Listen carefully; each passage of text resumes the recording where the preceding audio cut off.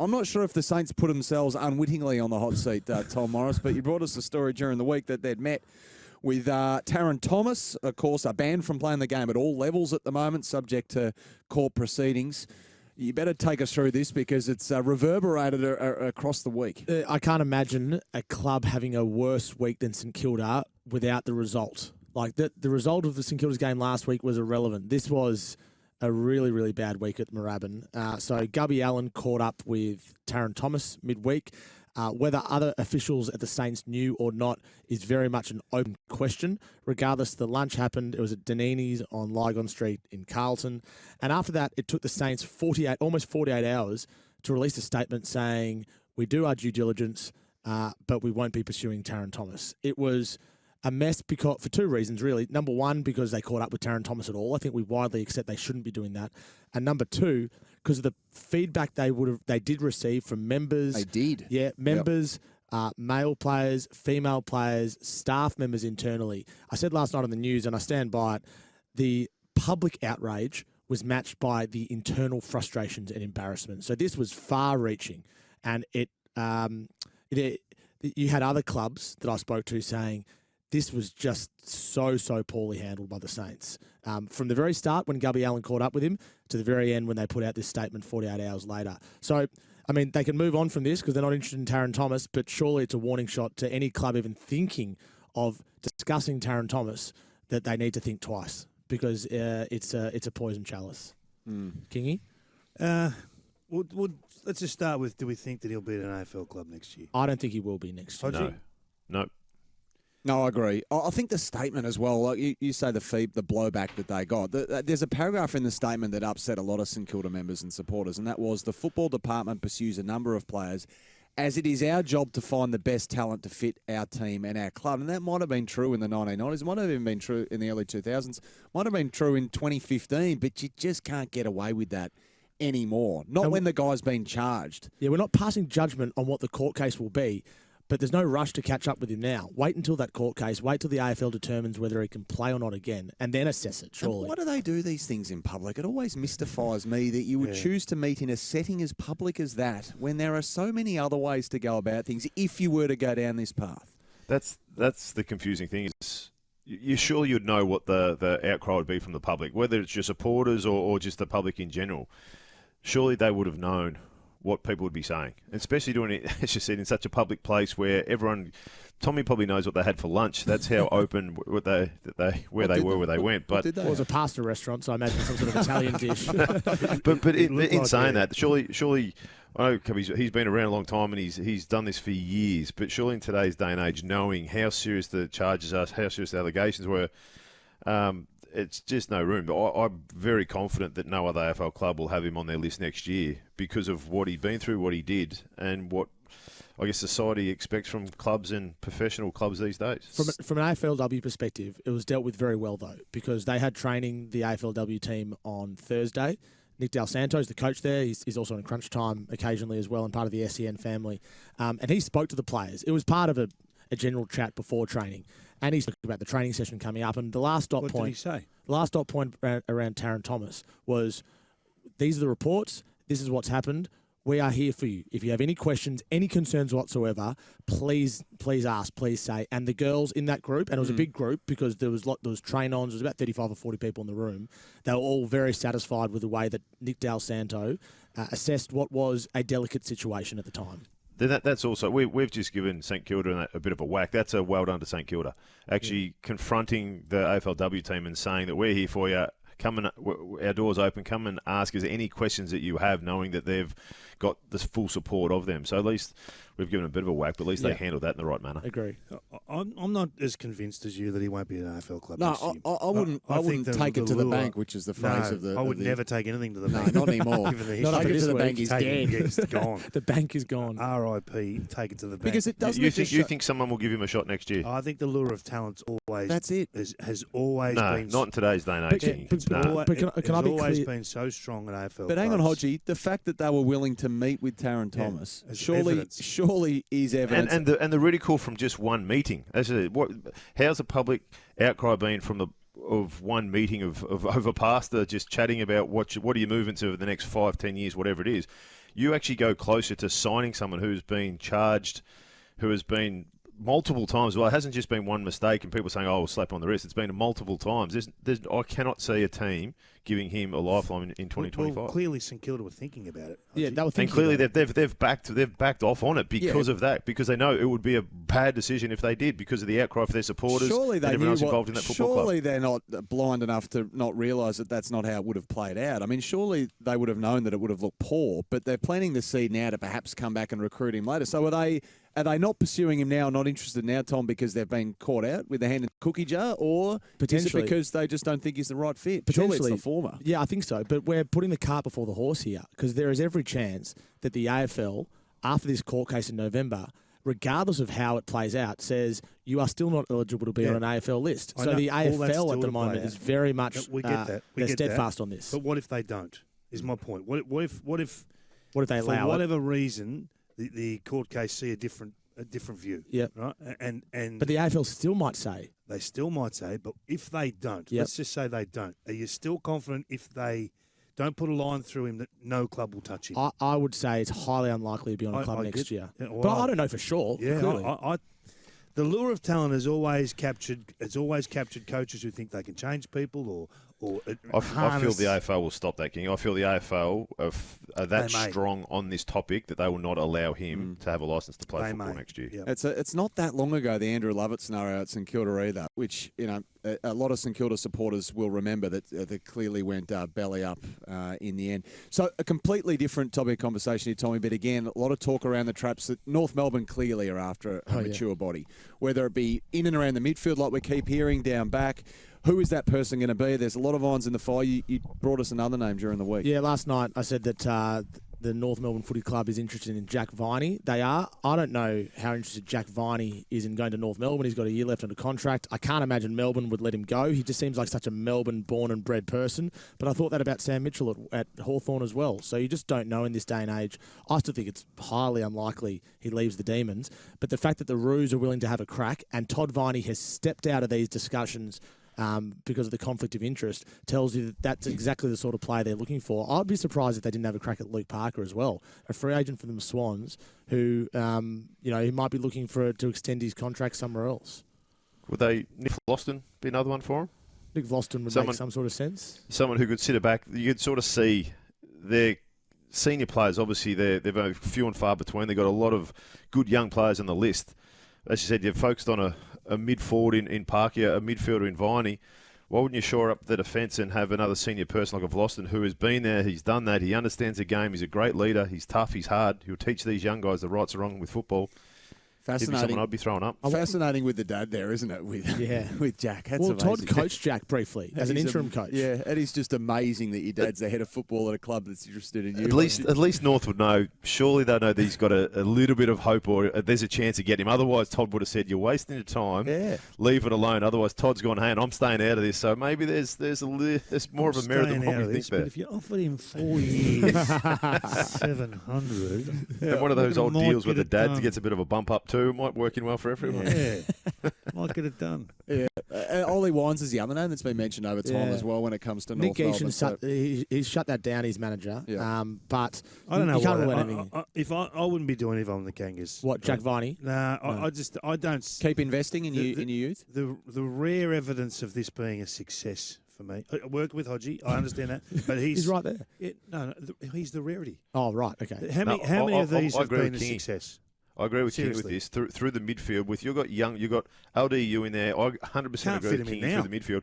Put him across the. I like an older guy across the back line. And maybe, yes, I've been in that position, so you can understand. There's no way I could have did what I did at Brisbane if I played forward or midfield. Yeah. Sitting across the back line, you can talk, you can direct, you can lose that little bit of speed if Vlauston does get to that stage. A lot of speed. A lot of speed. Yeah. Never had a lot of speed to lose, Kingy. But with that, this is why I like the Vlauston idea, sitting across half back, because he can see everything up the field and he can talk to the people around him and give guidance and educate the other key defenders coming through. I don't know if Nathan Brooks was linked or not, but he just recently re-signed. He was briefly linked and then re-signed the next day. Yeah, 2026 through now for him at Richmond as well. So there's a sense of loyalty with these older guys as well to the clubs that they're tied. The Kangaroos cannot fit the current crop of midfielders in. No, so where do you go then? As we stand. Alistair Why Clarkson's bring a Viney in? Alistair Clarkson's been asked about this, and he says he goes straight to the key forward. Need another. Surely key defenders what they need, number one. Well, he was asked, and he said key forward because they're just so hard to find. But key defenders are quite hard to find. I think that'll highlight the importance of getting Jason McCartney's young son as father-son. He's still a couple of years away, though. Yeah, well, they're hard to get. They are. The only way you can get them really is how old is he, draft. Kingy? 12. He's just 2026. Just He's in the 2026 draft. All Australian, the under 16 26. Yeah. carnival. Yeah, but he's also in the Sydney Swans Academy while his dad works at the Giants. They're so all it's in a complex Sydney one. Swans Academy. Every player I hear of is in the Sydney Swans Academy. God. Yeah. Okay. Well, we'll keep an eye on that. Hey, look, Liam Ryan, you mentioned as well during the weeks. You've been busy on the trade movement space. Well, I'm looking forward to being on Trade Radio with you, Sammy. Is he gettable? Yeah, I think he is. Yep. If a club offered 3+ years for Liam Ryan, who has 2 years left at the West Coast Eagles, he'd strongly consider it, and then it would be up to the Eagles whether they were willing to come to the party as well. My information is the Eagles have pretty much said to clubs, you have carte blanche to attack any of our players aside from Oscar Allen, Harley Reid and Liam Duggan, who's the captains. So if you have a good deal for someone else, offer it to us and we'll consider it. So clearly Tom Barrass and Liam Ryan, who are both contracted, are at the very top of that. But I'm sure there's others in amongst it where clubs will think, well, maybe we could get that player out, and maybe the West Coast Eagles would be willing to deal. Is McGovern not in the excluded camp? I don't think so. Is he gettable? Well, maybe not from West Coast perspective, but I think if you offered McGovern a long deal, he'd consider it. Jack Darling's the same. Cal Toomey's spoken about that this week. I think there's real scope for clubs to go and get some West Coast players so they can accelerate quickly this rebuild with some draft picks. Jeez. Can you imagine Jeremy McGovern at the Swans? Oof. No. You think, though, from West good. Coast... From West Coast point of view, is that they probably couldn't care where their senior players go, whether they're pushing them to a flag contender or not, because they're more worried about getting draft picks in. If they sent McGovern to Sydney and he wins the next 2 flags, it's irrelevant for them if they're getting draft picks that are going to help develop them for 3, 4, 5 years' time. It's a good time to be good. It's the same as what the Hawks did back in the day when they got Brian Lake and Josh David Gibson. Hale and Josh Good Gibson. time to be no good, you mean? No, good time to be good. Good time to be good. Yeah. I think it's also a good time to be no good too. Like if I'm Richmond, It's never a good time to be well, it is actually because in a couple of years, You ask the North Melbourne supporters how good it's been in the last 5 years. No, on the contrary, if you're bottoming out in a couple of years' time, I mean the deadline on every list manager's whiteboard at the moment, circled in red, is Tasmania, and the concessions that are going to come for Tassie are going to be seismic.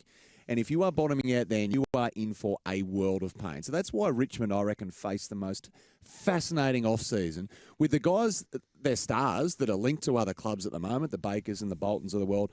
And then the picks that they've got as well. Your Bakers, your Boltons. Like how aggressive are you willing to be? I mean, do you split them? Do you do them all at once? Do you now go chips in to get your 6 picks inside 30 like they could easily get this year? The issue with that is to fast track it, like what the Giants did. If you have 6 picks inside 25, they all come out of contract at the same time when Tassie are coming in, and you need to stagger it. You can't have that. But the Tigers will be aggressive, and they'll accelerate this rebuild as quickly as they can. What the Tigers have is they've got currency on their list. So they've got players that other clubs want that then they can get draft picks in. The Saints don't necessarily have that. They're not as bad as the Tigers, clearly. They're mid-table. But the Tigers know they're not going to be any good next year. The West Coast know they're not going to be any good. So while you're not going to be any good, while you're going to be 17th or 18th, you may as well be young and get draft picks in. So it's Baker, it's Bolton, it's Rioli, it's Graham, it's Prestia. It's all these guys that they've got real decisions to make on. Now, Baker's probably gone anyway, but how aggressive do you want to be on a Bolton, Hodgie, or on a Rioli? And then is there a tipping point? Can you scalp the grass too much? Do you balance it out? It's going to be a massive decision for Blair Hartley and the team down there at Palmer. Clear that Rioli one's a big one because Dimmer wants him. Dimmer knows what he can bring. He knows Dimmer's game style. So there's no doubt Gold Coast are going to go hard for Rioli. Sell me the upside, Hodgie, if they keep them all. What's the upside? There's none. And this one, I'm sitting here going, we asked them last week on Crunch Time, I think it was, that sort of saying, will you throw a lot of these players up? They're crazy if they're not going through. Richmond aren't as bad as what we look. Their injuries have pushed them down to 18. Their midfield have been depleted.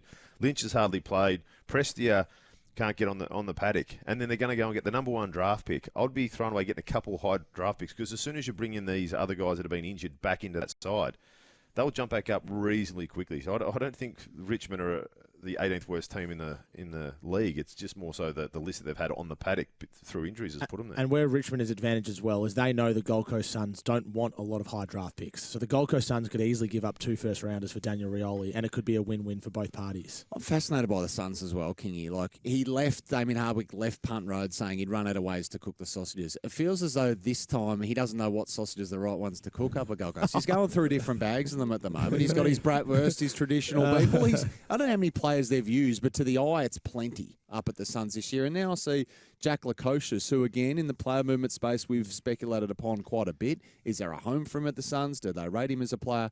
He's omitted again this week. So it just feels as though Dimmer has looked under the bonnet, under the hood, under every part of the automobile to find out exactly what he's got. So what sort of first off-season will he have? I think that if you assess their list like that, you're going to be proven wrong. They've got this group of kids that have been there 6 months that are going to be exceptional. Reed, Rogers, Graham, Clohessy. Yeah. They're going to be top lines. Jed Walter's going to be So a is there a star. home for Lukosius? No, I think Lukosius is a player without a position. Where does he play? He doesn't dominate at half-back. He doesn't dominate centre forward. At the Suns or anywhere. I called him Jack Watts yesterday. He is Jack Watts. He's a good player on his terms, and he can have a good game every now and then. But he's a beautiful-looking bust. Is this why? Is Dimmer trying to teach him a little bust? Is Dimmer trying to teach him a little bit of resilience? Is this as you said, he's been given games. Like Gold Coast haven't been very good, haven't played finals, so he's been given games whether he's been good, bad, whether his attitude's been excellent or poor. Is this a Dimmer coming in going, okay, mate, if you're not going to have the attitude to when your back's against the wall, we're not playing great football. You look at their 3 forwards last week. McAndrew, King, and Lukosius had 10 touches between them in the second half. So this might be Dimmer's towards the end of the year saying, hey, mate, you need to be consistent all year round in a game, whether we're playing well or not. And it might be just a little bit of a stick to him, just sort of saying, if you're not going to do it, then this is what you're going to be doing for the next couple of years for us. And I'm not saying they don't have it. Sorry, Hodge. I'm not saying the Suns don't have a talented list and they're going to get there because I've said that many times. But they can't all be there. So Joel Jeffrey dropped this week. Braden Fiorini dropped this week. Malcolm Roses dropped this week. Now these are all unforced changes. So clearly there's a working out here of sorts for Damien Hardwick, is there not? No, I think you have to set standard by selection. You still have to have the ability to drop players, no matter whether you're charging to premiership glory or just setting standards. You still have to have. But has he done that as much tool. as anyone, hasn't he, this year? It's not they many had weeks one where you week don't in look down where it's like 5 changes, 6 changes, 4 changes. Yeah, that's right. Gather around, they had That's 6 what changes. you want your coach doing, though, isn't it? You can't. Is it? You don't want to Yes. be making 6 changes a week, do you, typically? If the players are not living the standards and playing to the way the coach is demanding, then you don't play. Yeah, so You're that's not what rewarded with selection. So what does that look like at the end of the year when you clearly need to bring new draft talent in and you're looking at who you might be able to farm out? I mean, I don't know. Maybe I'm overplaying it. I'll just look at this first off-season that Damien Hardwick's got ahead of him as maybe something where we might see a bit of activity. What he's teaching him is he's teaching him that no matter how you go, you're going to get dropped. If you don't commit to the rights and wrongs of what our football club and the standards that we're going to set, you're going to get dropped because the previous 6-7 years, no one's swung the axe at them, and they've not played finals for a reason. It's because the players get too comfortable. It shows that they've lost one game at home all year, but as soon as they get on the road, they can't play away. It's what he's trying to teach them is you need a bit of a stronger backbone, a bit of resilience in there to be a successful AFL team. And at the moment, they've been able to do whatever they've wanted because they've been high draft picks and they've had no one coming up behind or no one been threatening enough to drop them.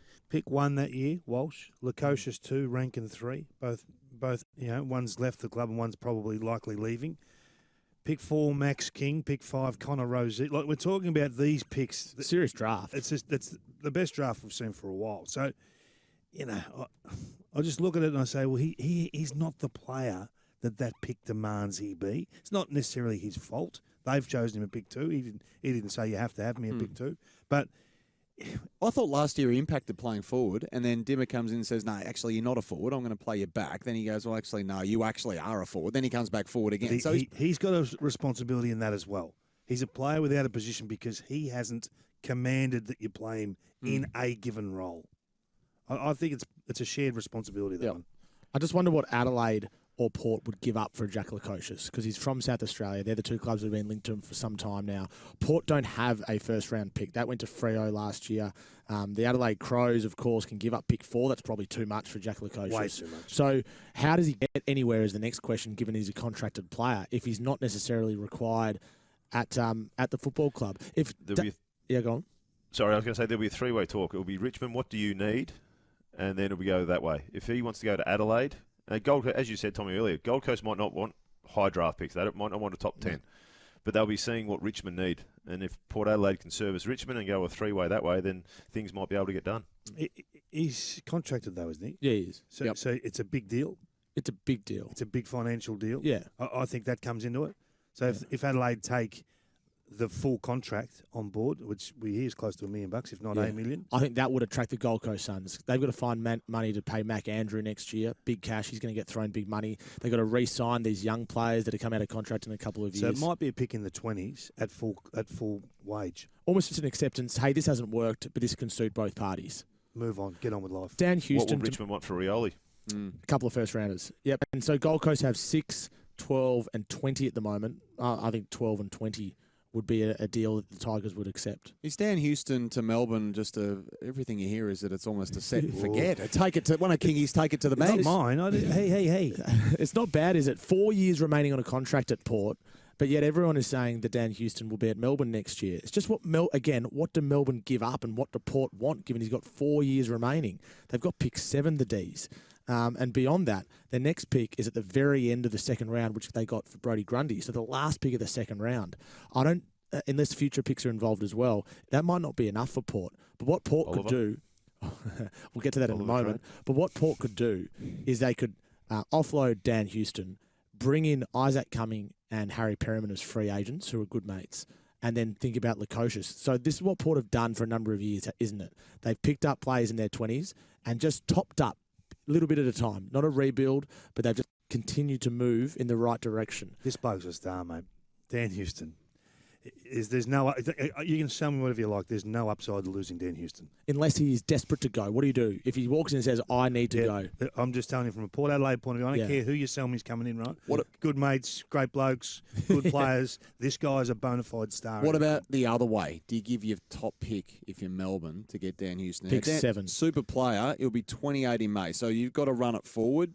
Will you be contending well and truly? And obviously would if they've been linked to him. They think they will be. They don't need much of a spike, Melbourne, do they? No. Are they one player, 2 players short? They're a forward short and have been for 4 or 5 years. Or are they a better ball user short? And that as well, I think. So a better ball user can make lesser forwards better players. I think he's not that good of a ball user. He's not that good. To make that forward line look good. Jeez. You think about it. For 4 years, we've been saying Melbourne need a big key forward. They got Van Rooyen in there. Does Jake Waterman solve that problem, Hodgie? Well, that's what I mean. Their biggest task, if they go and spend a lot of money on getting Houston in, I feel once again, we're going to get to this end of the next year and say their midfield's really good, their defence is stable, they got Houston across the half-back line. But guess what? They fell short and they got kicked out in straight sets in finals because they didn't have a forward line. Yeah. I think I'd be chasing a forward for him. Who are you going to get? Throw money at whoever you need to. We realise they're not there. Mate, contracts don't mean anything these days. We've seen that. Identify who you want as a forward, who you think is going to work well for Van Rooyen over the next few years. Tom Lynch. Tom Lynch doesn't play. No. He's got a year remaining on a contract. If you need someone to bridge the gap, is Tom Lynch the right answer? This is my point. There's no one there, Hodgie. So you've got a guy you can get. You can get Dan Houston today. You can get him signed off, done. Give up your pick 7. Who's to say you can't get mate? How many contracts have been signed, have been broken? If you're going to throw enough money towards someone as a key forward, go after Ben King. Go and say Ben King will offer you $1.3 million if you can come back to Melbourne. He's got two years remaining. Yep, offer him 5, offer him 6. So just go out there and throw a big for someone who his best is still in front of him. What is he? 24 years of age? Yeah, 23, 24.